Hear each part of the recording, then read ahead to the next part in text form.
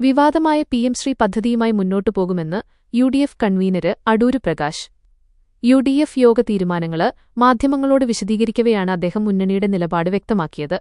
മുൻ സർക്കാർ ഒപ്പുവെച്ച ധാരണാപത്രത്തില് നിന്ന് ഇനി പിന്മാറാന് കഴിയില്ലെന്നും കേന്ദ്ര ഫണ്ട് ലഭ്യമാക്കാനുള്ള നടപടികളുമായി സർക്കാർ മുന്നോട്ടു പോകുമെന്നും അദ്ദേഹം അറിയിച്ചു.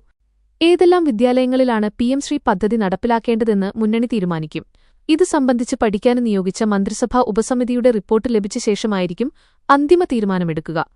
സർക്കാരിന്റെ മദ്യനയം രൂപീകരിക്കുന്നതിനായി പ്രത്യേക യുഡിഎഫ് ഉപസമിതിയെ നിയോഗിക്കും.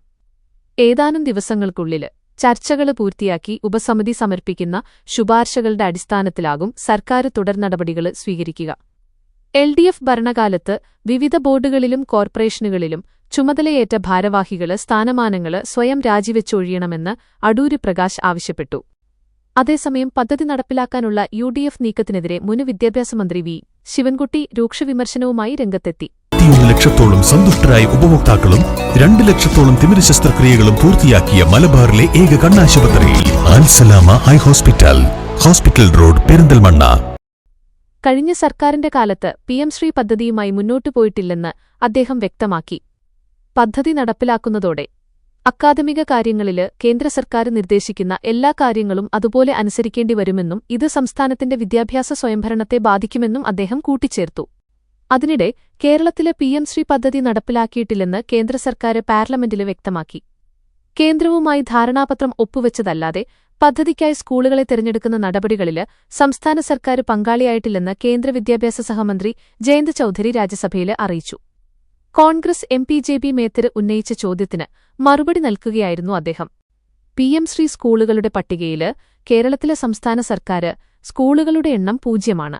നിലവില് കേരളത്തില് നിന്ന് പദ്ധതിയില് ഉൾപ്പെട്ടിട്ടുള്ള 47 സ്കൂളുകളും കേന്ദ്ര സർക്കാരിന് കീഴിലുള്ളവയാണ്. കേന്ദ്രീയ വിദ്യാലയങ്ങള്, നവോദയകള്. സംസ്ഥാനത്തെ പൊതുവിദ്യാലയങ്ങൾക്ക് പിഎം ശ്രീ പദ്ധതി വഴി യാതൊരുവിധ ഫണ്ടും ലഭിച്ചിട്ടില്ല.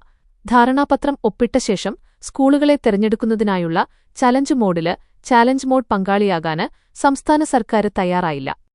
വിദ്യാഭ്യാസ അവകാശ നിയമത്തിന്റെ ഭാഗമായി സമഗ്ര ശിക്ഷ അഭിയാന് SSK വഴി റൈറ്റ് ടു എഡ്യൂക്കേഷന് വിഹിതമായ 99.27 കോടി രൂപ മാത്രമാണ് കേരളത്തിന് കേന്ദ്രം അനുവദിച്ചത്.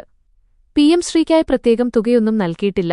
2025 ഒക്ടോബർ 16 മുൻ എൽഡിഎഫ് സർക്കാർ കേന്ദ്രവുമായി പിഎം ശ്രീ ധാരണാപത്രത്തില് ഒപ്പുവച്ചത്. എന്നാലും മുന്നണിക്കകത്തുനിന്നും പ്രതിപക്ഷത്തുനിന്നും കടുത്ത എതിർപ്പുയർന്നതോടെ പദ്ധതി നടപ്പിലാക്കുന്നത് മരവിപ്പിക്കുകയായിരുന്നു. മുൻ സർക്കാർ ഒപ്പുവെച്ച കരാറായതിനാല് അതിൽ നിന്നും പിന്മാറാനാകില്ലെന്നും അക്കാദമിക കാര്യങ്ങളിലും മാറ്റം വരുത്താതെ കേന്ദ്ര ഫണ്ട് കൈപ്പറ്റി മുന്നോട്ടു പോകുമെന്നുമാണ് നിലവിലെ യുഡിഎഫ് സർക്കാരിന്റെ വാദം.